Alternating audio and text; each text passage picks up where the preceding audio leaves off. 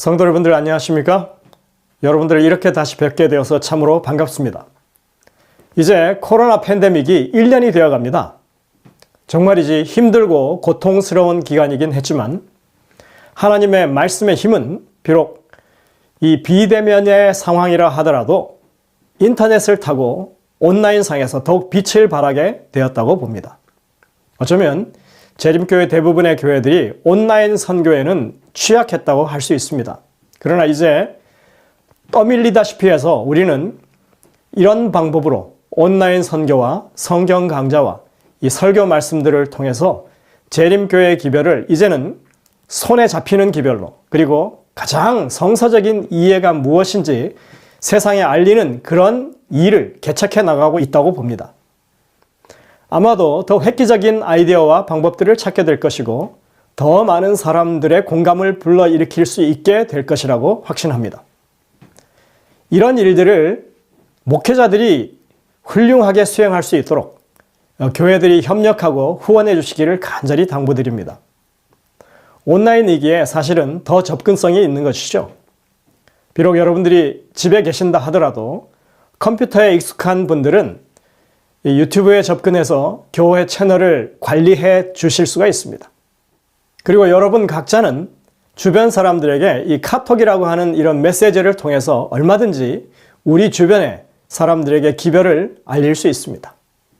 그러나 여러분들, 이 메시지가 공해가 되어버린 이런 세상에서 우리의 기별을 좀 비싸게 나누면 좋겠습니다. 아무렇게나 뿌리지 마시고 정말 신앙에 관심이 있는 분, 그리고 진실성을 가진 분들, 성경에 대해서 더 알기를 원하는 분들에게 우리의 기별을 전하면 좋겠습니다. 아무리 좋은 기별, 좋은 간증들이 있어도 그것을 효과적으로 전하는 일은 바로 우리 성도들 모두의 몫입니다. 그래서 여러분들의 참여와 열정이 결국 온라인 선교가 성공하느냐, 그러지 못하느냐의 관건이 될 것입니다. 올 한 해는 이제 코로나 바이러스 사태를 거슬러서 모든 교회들이 더 적극적으로 기별을 나누고 또 선교 체계를 갖출 수 있는 그런 한 해가 되기를 간절히 소망해 봅니다.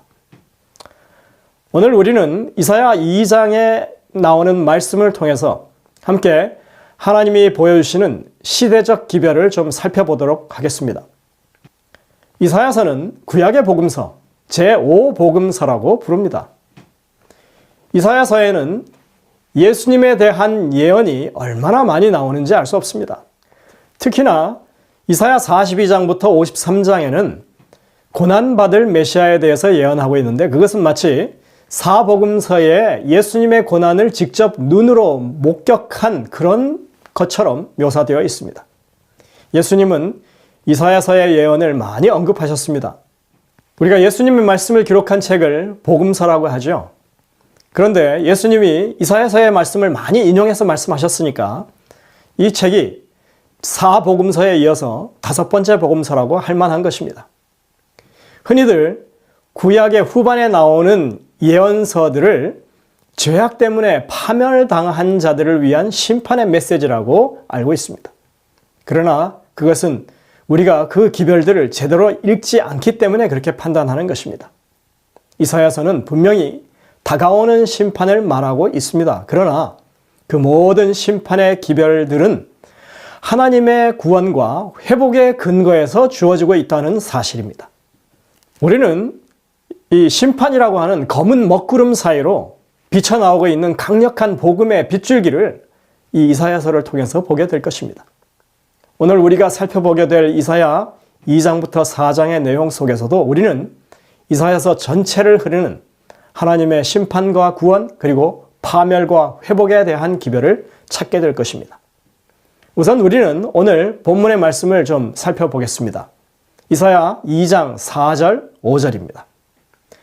그가 열방 사이에서 판단하시며 많은 백성을 판결하시리니 무리가 그들의 칼을 쳐서 보습을 만들고 그들의 창을 쳐서 낫을 만들 것이며 이 나라와 저 나라가 다시는 칼을 들고 서로 치지 아니하며 다시는 전쟁을 연습하지 아니하리라.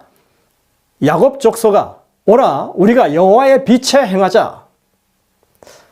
사실 이 말씀은 1장부터 5장까지 이어지는 말씀, 즉 범죄한 이스라엘 백성들을 고소하고 엄중한 심판을 요청하는 그 문맥에서 잘 어울리지 않는 말씀들입니다. 정말이지 아주 안 어울리는 그런 기별입니다. 왜 안 어울릴까요? 우리가 한번 살펴보도록 하겠습니다. 우리가 1장부터 5장을 가만히 들여다보면 이 본문 전체가 고소장이라고 하는 사실을 알 수 있는데 그것은 세 단락으로 구성되어 있습니다. 1장은 고소장의 요약입니다. 그리고 2장부터 4장은 구체적인 범죄 사실들을 심리합니다. 그리고 5장에서는 포도원의 노래를 부르고 6가지 화를 이렇게 선언합니다. 이 총 5장에 걸쳐서 적어 내려가고 있는 고소장인 것입니다. 그러나 대충 적은 고소장이 아니라 조사를 철저히 하고 꼼짝달싹 못할 구체적인 증거들을 바탕으로 작성된 그런 고소장이라고 하는 것입니다.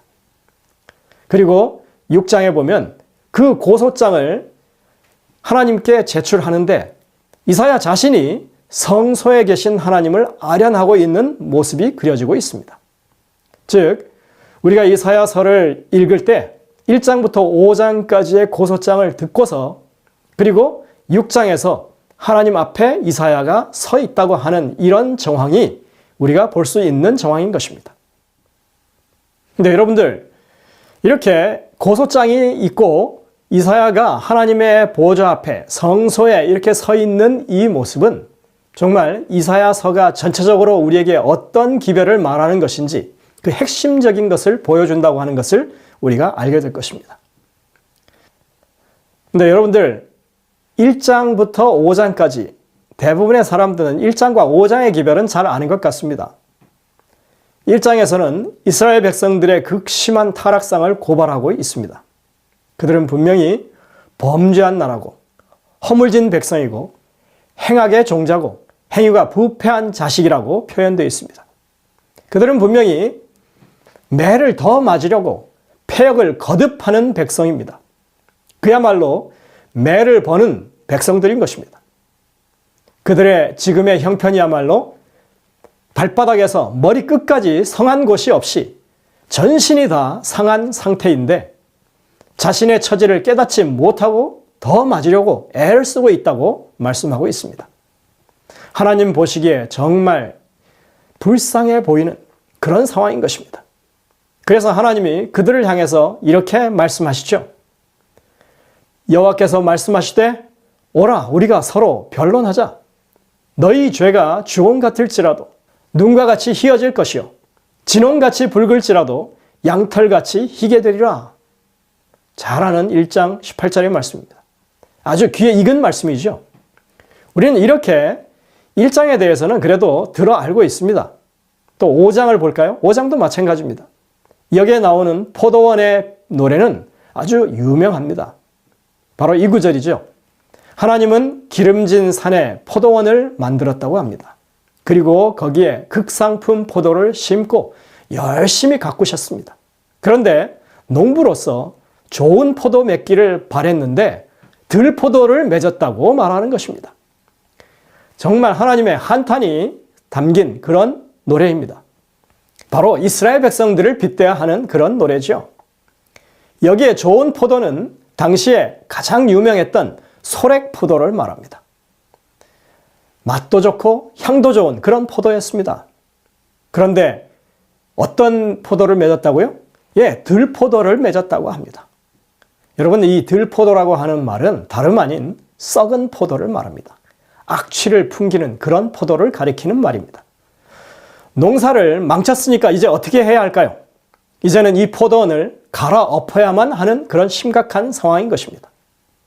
네, 그렇게 말하자면 오늘 본문인 2장 4절부터 5절도 물론 잘 알려져 있는 말씀입니다. 칼을 쳐서 보습을 만들고 창을 쳐서 낫을 만들고 그리고 칼을 들고 서로 전쟁을 연습하지 않는다 하는 이 말씀은 사실 세상 사람들도 아주 잘 알고 있는 유명한 말씀입니다. 여러분들 뉴욕에 있는 UN 본부 건물 마당에 가면 실제로 이 문구를 보실 수 있습니다. 바로 이 동상이 그 문구가 적혀져 있는 동상인데, 바로 이 동상은 러시아의 작가인 이브게니 부치에티치가 1959년에 유엔에 기증한 동상입니다. 이 비폭력과 그리고 세계 평화를 기리는 작품이죠. 여기에 이사야서 2장의 말씀이 바로 칼을 쳐서 보습을 만들고 하는 이 말씀이 그 받침대에 그대로 새겨져 있습니다. 그러니까 세상 모든 사람들이 잘 아는 성경 말씀인 셈이죠. 그런데 정작 이사야의 본문에 이 말씀이 어떤 의미를 가지고 있는지를 생각해 볼 때 세계 평화를 기면서 이 구절을 여기에 적용한 것은 아주 잘못된 것이라고 하는 것을 우리가 깨닫게 됩니다. 이사야서에서 말하고 있는 이러한 세계적인 평화는 사람들이 어떤 뜻을 모아가지고 힘을 모아가지고 건설할 수 있는 그런 것이 절대로 아닙니다. 그것은 하나님의 주권적 개입과 그리고 심판의 결과로 일어나는 새로운 나라에 관한 것이지, 사람들은 그저 좋은 의미니까 그 본래의 의미는 상관하지 않고 그냥 자신들의 뜻대로 그 말씀을 여기서 차용하고 있는 것뿐입니다. 그런데 사실은 성경을 믿고 성경을 알고 있다고 하는 우리들조차도 세상 사람들과 마찬가지로 이 말씀이 담고 있는 진정한 의미를 제대로 우리가 알지 못하고 있다고 하는 것입니다. 여러분들, 우리는 과연 이 말씀을 잘 이해하고 있을까요? 우리는 이 말씀이 이사야 1장부터 5장의 고소장 그 가운데 전혀 분위기에 맞지 않는 말씀이라고 하는 사실을 깊이 고려하지 않을 수 없습니다. 이렇게 심하게 타락한 백성들을 고소하고 그들에게 엄중한 심판을 요청하는 고소문 가운데 나라가 회복되고 세계 평화가 이루어진다고 하는 이 기별이 얼마나 어색하고 조화롭지 못한 내용입니까? 그런데 우리는 2장부터 4장의 내용을 통해서 이 문제에 대한 해답을 찾게 되는 것입니다. 2장부터 4장은 이렇게 구성되어 있습니다. 이 내용은 분명히 이스라엘의 죄악상을 나열하면서 하나님의 심판을 경고하는 내용입니다. 그래서 이스라엘 중에 교만하고 거만한 자들의 죄악을 고발하고서 지도자들의 죄악상을 심리하고 그리고 여인들의 죄악을 낱낱이 파헤칩니다. 그런 본문을 이렇게 앞뒤에서 회개의 기별이 감싸고 있는 것입니다. 이 회복이라고 하는 내용은 다름 아닌 성소의 회복에 관한 것입니다. 심판이 성소에서 일어나는데 그 결과는 회복이라고 하는 말입니다. 말일에 여호와의 전에 산이 이 모든 산 꼭대기에 굳게 설 것이요 작은 산 위에 뛰어나리니 만방이 그리로 모여들 것이라.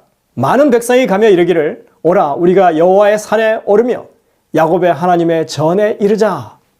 그가 열방 사이에서 판단하시며 많은 백성을 판결하리니 무리가 그들의 칼을 쳐서 보습을 만들고 이렇게 이어지죠. 이것이 첫 부분에서 시작하시는 말씀입니다. 그리고 4장에 가서는 이렇게 말합니다. 이는 주께서 심판하는 영과 소멸하는 영으로 시온의 딸들의 더러움을 씻기시며 예루살렘의 피를 그 중에서 청결하게 하실 때가 됨이라. 여호와께서 거하시는 온 시온산과 모든 지폐 위에 낮이면 구름과 연기, 밤이면 화염의 빛을 만드시고 그 모든 영광 위에 날개를 두시며 합니다. 이렇게 앞뒤에서 심판이 성소에서 진행되는데 그 결과는 백성들의 회복이 될 것이라고 하는 것을 말씀하고 있는 것입니다. 이 고소장에서 이사야는 심판을 외치는데 그 심판의 본질이 성소에서 하는 심판이라고 강조하고 있는 것입니다. 하나님이 성전에서 심판을 베푸시는 한 그 심판은 회복을 의미한다는 것입니다. 그러고 보니 이사야서의 기별의 분위기는 줄곧 성소를 맴돌고 있었습니다. 1장에서 우리는 오라 서로 변론하자 하셨을 때 하나님은 성소에서 초청을 하고 계셨습니다. 너희가 성소 마당만 밟지 말고 와서 그냥 형식적인 제사만 드리지 말고 나와 제대로 변론을 해보자 하시는 그런 말씀이었습니다. 바로 성소로의 초청입니다. 그리고 이미 말했듯이 2장은 처음부터 성전에서 펼쳐지는 심판 이야기로 시작합니다. 3장에서는 타락하여 통제되지 않는 그런 뒤엎어진 세상을 한탄합니다. 그래서 아이가 노인에게, 비천한 자가 고귀한 자에게 교만을 행할 것이라고 말씀하고 있습니다. 내 백성을 학대하는 자는 아이요, 다스리는 자는 여자들이라고 그렇게 말하고 있습니다. 이 통치 체계가 완전히 무너진 세상을 가리킵니다. 이런 세상에 하나님이 그 보좌에서 심판하러 일어나신다고 말씀하고 있습니다. 이 모든 죄악의 모습, 통제를 잃은 나라의 모습을 하나님이 보시고 그것을 바로잡으려 일어나신다고 기록하고 있습니다. 이어지는 4장에서는 하나님의 성소에서 심판을 베푸신다는 이야기가 다시 한번 반복되고 있는 것입니다. 우리가 조금 전에 읽었던 바로 그 부분이죠. 낮에는 구름, 연기, 그리고 밤에는 화염과 불로 이스라엘 백성들을 보호하시는 하나님, 그런 하나님의 구원의 영광의 위엄을 덮어두시는 곳, 그것이 바로 성소 아니겠습니까? 그리고 6장에서 이제 성소의 보좌에 자정해 계신 하나님을 이사야가 직접 뵙는 그런 모습이 나옵니다. 그러니까 이사야 초반부의 이 모든 상황은 고발장으로부터 시작해서 하나님을 아련하는 이 모습 가운데 모두가 다 성소에서 인간의 죄악을 감찰하시는 하나님, 성소에서 심판을 베푸시는 하나님을 우리에게 제시하고 있는 것입니다. 물론 이사야서는 영원한 파멸을 가볍게 말하지 않습니다. 그것은 분명히 무서운 현실로 우리에게 닥쳐올 것이라고 말합니다. 그럼에도 불구하고 이사야는 성소에서 그의 백성들의 죄악을 살피시며 심판하시는 하나님을 의도적으로 드러내고 있다고 하는 것이죠. 분명 하나님은 우리를 감찰하시는 분이십니다. 우리는 그의 시야에서 벗어날 수가 없습니다. 모든 죄악이 낱낱이 드러날 수밖에 없는 것입니다. 그게 성소에서 하나님이 하시는 일입니다. 이 사실이 우리에게 복음이라고 하는 것입니다. 우리는 이러한 맥락을 성경 곳곳에서 찾아볼 수 있습니다. 먼저 시편 102편의 시편 기자의 노래를 한번 들어보시길 바랍니다. 여호와께서 그의 높은 성소에서 굽어보시며 하늘에서 땅을 살펴보셨으니 이는 갇힌 자의 탄식을 들으시며 죽이기로 작정한 자를 해방하사 여호와의 이름을 시온에서 그 영예를 예루살렘에서 선포하게 하려 하심이라. 그때 민족들과 나라들이 함께 모여 여호와를 섬기리로다. 시편 102편 19절부터 22절입니다. 이 시편의 표제는요, 곤고한 자가 마음이 상하여 그 근심을 여호와 앞에 토하는 기도라고 붙여져 있습니다. 이사야의 기별이 하나님이 성소에서 무엇을 하시는 것을 알리는 말씀이라면 이 시편 102편의 말씀은 하나님이 하시는 일을 아는 사람이 자신의 공고한 중에 하나님께 그 약속을 붙잡고 호소하는 기도라고 하는 것입니다. 성소에 계신 하나님은 갇힌 자의 탄식을 들으시는 분이시고 죽이기로 작정한 자를 해방시켜 주시는 그런 분이십니다. 즉 구원을 베푸시는 하나님이시라는 것이죠. 이러한 하나님의 구원 때문에 사람들이 하나님의 이름을 높이고 경배할 것이라는 말씀입니다. 하나님이 성소에 계십니다. 하나님은 그곳에서 우리를 감찰하시고 우리를 심판하십니다. 성소에서 하시는 그 일들이라고 하는 것은 우리의 구원과 회복의 일입니다. 그래서 성소의 기별은 복음인 것입니다. 그리고 우리는 이사야와 동시대에 사역하던 선지자들의 기별을 통해서도 이것을 확인할 수 있습니다. 이사야와 당대에 같이 활동하던 선지자는 미가 선지자였습니다. 성경에는 그가 사역한 시대가 이사야와 동시대라고 하는 것을 분명하게 보여주고 있습니다. 유다왕 우시야와 요담과 아하스와 히스기야 시대의 아모스의 아들 이사야가 이렇게 말씀하고 있죠. 처음에 미가서에는 어떻게 시작합니까? 유다왕들 요담과 아하스와 히스기야 시대의 모레셋 사람 미가엘에게 이렇게 말합니다. 두 선지자는 분명히 동시대의 사역을 펼쳤습니다. 이사야는 왕족으로서 예루살렘 궁중 안에서 남방 유다를 향해서 기별을 외쳤고, 미가 선지자는 남방 유다에 살았지만 북방 이스라엘을 향해서도 기별을 전했던 사람입니다. 뭐 이것이 약간의 차이가 있을지 모릅니다. 하지만 이들이 전했던 기별에는 놀라운 일치가 존재합니다. 특히나 오늘 이 본문의 성경 말씀, 칼을 쳐서 보습을 만든다고 하는 이 말씀은 그야말로 똑같습니다. 여러분이 이사야 2장 4절 5절과 미가서 4장 1절부터 3절을 비교해 보신다면 그것이 정확하게 일치하고 있다고 하는 것을 알게 되실 것입니다. 아주 내용이 틀림없이 똑같습니다. 자, 찬찬히 한번 살펴보시기 바랍니다. 두 본문은 정말이지 같습니다.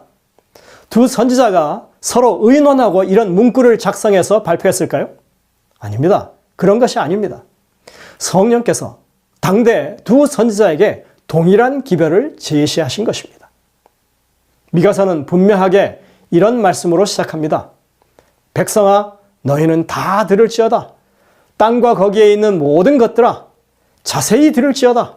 주 여호와께서 너희에게 대하여 증언하시되 주께서 성전에서 그리하실 것이라. 미가서 1장 2절이요. 어쩌면 성경은 이렇게 한결같은 메시지를 전하는지 참으로 놀랍습니다. 근데 우리는 이것보다 더 확실한 증거를 찾을 수 있습니다.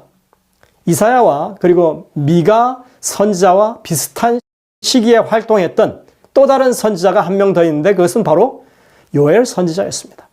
물론 요엘 선지자는 자신이 봉사했던 그 시기에 대한 그런 내용들을 밝히지는 않았지만 기별의 내용을 우리가 살펴보고 성경이 배열되어 있는 그것을 우리가 볼 때 비슷한 시기였다고 그렇게 보는 것입니다. 그런데 요엘 선지자도 이사야와 미가 선지자가 했던 그 기별과 마찬가지로 칼과 보습과 창과 낫을 소재로 한 그 기별을 전하고 있습니다. 자, 보시죠. 너희는 모든 민족에게 이렇게 널리 선포할지어다. 너희는 전쟁을 준비하고 용사를 격려하고 병사로 다 가까이 나와서 올라오게 할지어다. 너희는 보습을 쳐서 칼을 만들지어다. 낫을 쳐서 창을 만들지어다. 약한 자도 이르기를 나는 강하다 할지어다. 요엘 3장 9절 10절입니다. 그런데 여러분들, 요엘 선지자의 기별은 이사야, 미가의 것과는 정반대의 기별입니다. 이 기별은 평화가 아닌 전쟁을 준비하라고 합니다. 비슷한 시기에 같은 기별을 전하고 있는데 선지자들의 기별이 이렇게 상반될 수 있을까요?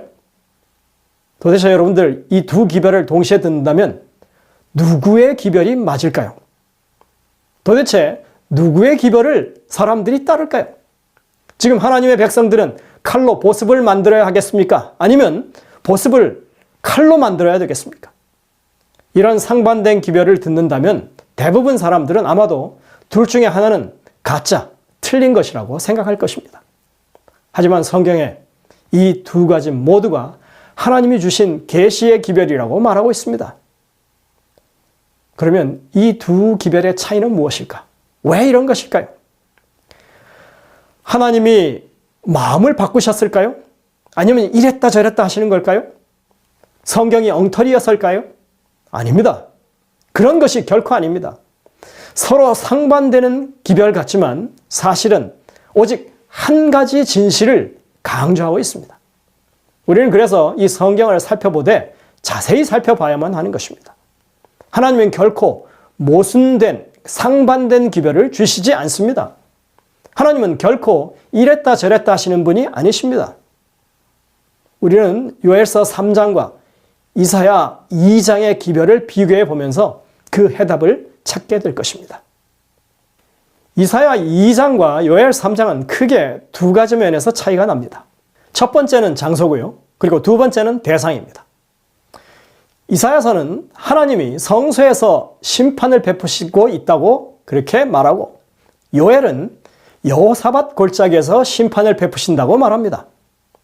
또 이사야는 성소를 찾는 모든 이들을 대상으로 구원과 회복의 기별을 주고 있지만 요엘은 하나님의 백성을 괴롭힌 자들을 향해서 전쟁을 선포하고 계시는 것입니다.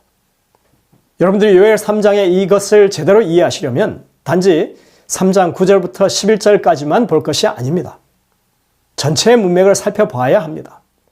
우리가 요즘 와서 배우는 것, 구약 성경에는 히브리 문학적 특성이 가득하다고 하는 것입니다. 그런 측면에서 우리가 볼 때 요엘 3장의 기별은 2절부터 12절까지의 내용을 한 묶음으로 볼 수 있습니다. 그리고 거기에는 어떤 문학적인 패턴이 보여지고 있습니다.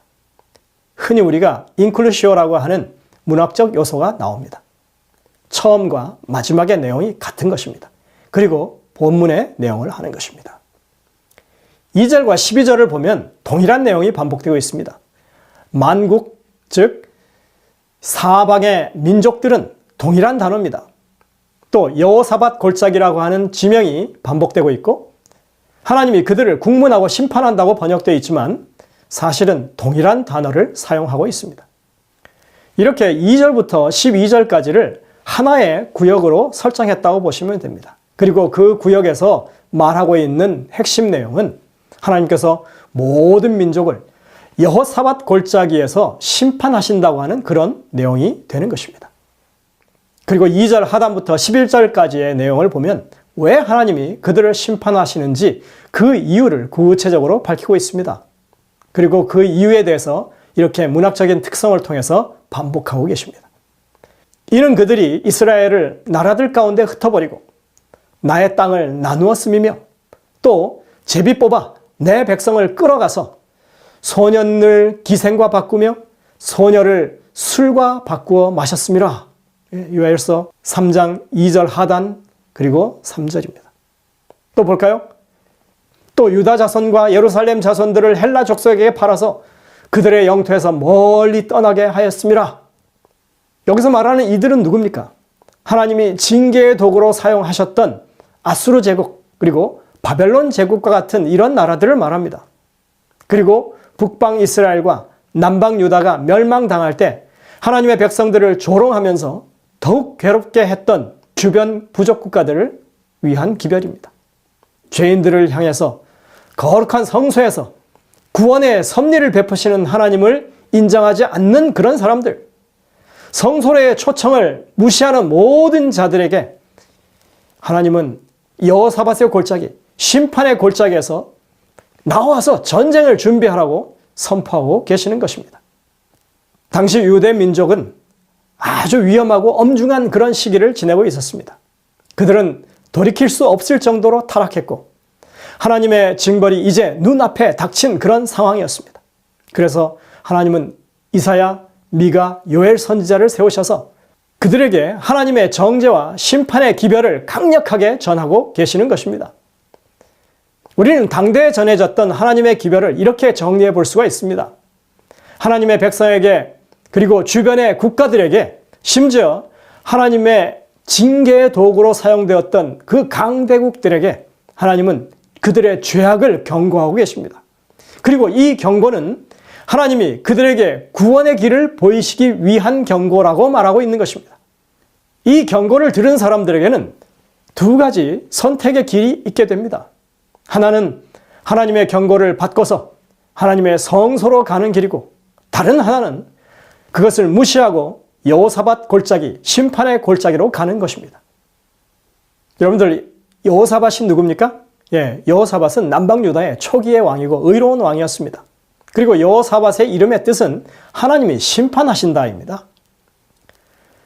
이 여호사밧 골짜기라고 하는 것은 사실은 성경에 이렇게 특정한 지명으로 나오지 않습니다. 특정 이 지정학적인 장소가 아닌 것입니다.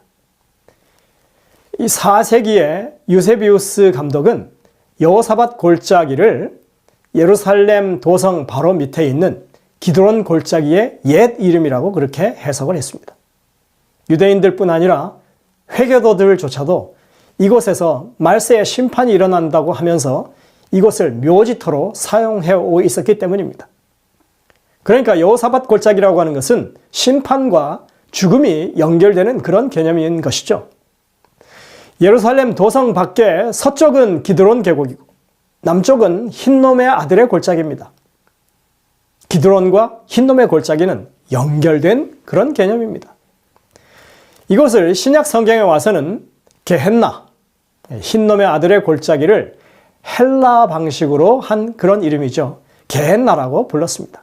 그리고 사람들은 그것을 오늘날 지옥이라고 하는 단어로 번역하고 있는 것입니다. 심판의 골짜기, 그리고 지옥은 지정학적인 것이 아니라 상징적인 의미로 서로 연결된 의미로 사용된 것으로 볼 수 있습니다. 이것은 이스라엘 역사에서도 확인이 되는 그런 말입니다. 바로 여호사밧 시대에 전쟁이 있었는데 그 여호사밧이 큰 승리를 거두었을 때 한 골짜기가 나오죠. 이 여호사밧이 승리를 거두고 그 전쟁이 있었던 그 장소에 수많은 시체가 있었던 곳, 시스 골짜기라고 하는 이 골짜기가 나오는 것입니다. 여호사밧 왕 당시에 모압과 암몬과 에돔 사람들은 연합군이 되어서 유다를 침공해 왔습니다. 그 숫자가 너무 많아서 유다 사람들이 두려워 떨었습니다. 그때 여호사밧 왕은 온 백성에게 금식을 선포하고서 성전으로 향합니다. 그는 성전에서 하나님께 기도합니다. 그러면서 그는 역대하 7장 14절에 하나님의 약속을 주장하게 됩니다. 우리 조상들이 성소를 주를 위하여 건축하고 이르기를 만일 재앙이나 난리나 견책이나 전염병이나 기근이 우리에게 임하면 주의 이름이 성전에 있으니 우리가 이 성전 앞과 주 앞에 서서 이 환난 가운데서 주께 부르짖은즉 그들을 들으시고 구원하시라 하였나이다. 우리 하나님이여 그들을 징벌하지 아니하시나이까. 우리를 치러 오는 이 큰 무리를 우리가 대적할 능력이 없고 어떻게 할 줄도 알지 못하옵고 오직 주만 바라보나이다. 예, 역대하 20장 8절 하단부터 9절 그리고 12절에 있는 말씀이죠. 이때 하나님은 이 기도에 성소에 드리는 하나님의 도우심을 간구하는 이 기도에 부응해서 야시엘이라고 하는 선지자를 통해서 응답해 주십니다. 너희는 이 큰 무리로 말미암아 두려워하거나 놀라지 말라. 이 전쟁은 너에게 속한 것이 아니요 하나님께 속한 것이니라. 이 전쟁에는 너희가 싸울 것이 없나니 대열을 이루고 서서 너희와 함께한 여호와가 구원하는 것을 보라. 유다와 예루살렘아 너희는 두려워하지 말고 놀라지 말고 내일 그들을 맞서 나가라. 여호와가 너희와 함께 하리라 하셨느니라. 역대하 20장 15절 17절. 하나님의 이렇게 용기 주시는 말씀에 용기를 얻은 여호사밧 왕은 찬양대를 앞세웁니다. 그리고 그 찬양대를 제일 선두에 세우고 전쟁터로 향합니다. 그리고 그들이 도착한 시스 골짜기 입구에서 하나님께서 그 적군들 가운데 자중질환을 일으켜서 스스로 전멸해버린 적군을 발견하게 됩니다. 여기에서 우리는 여호사밧 골짜기라고 하는 것을 이렇게 멸절해버린 죽음의 골짜기, 하나님의 심판으로 인해서 파멸해버린 죽음들이 있는 골짜기라는 의미로 이해할 수 있는 것입니다.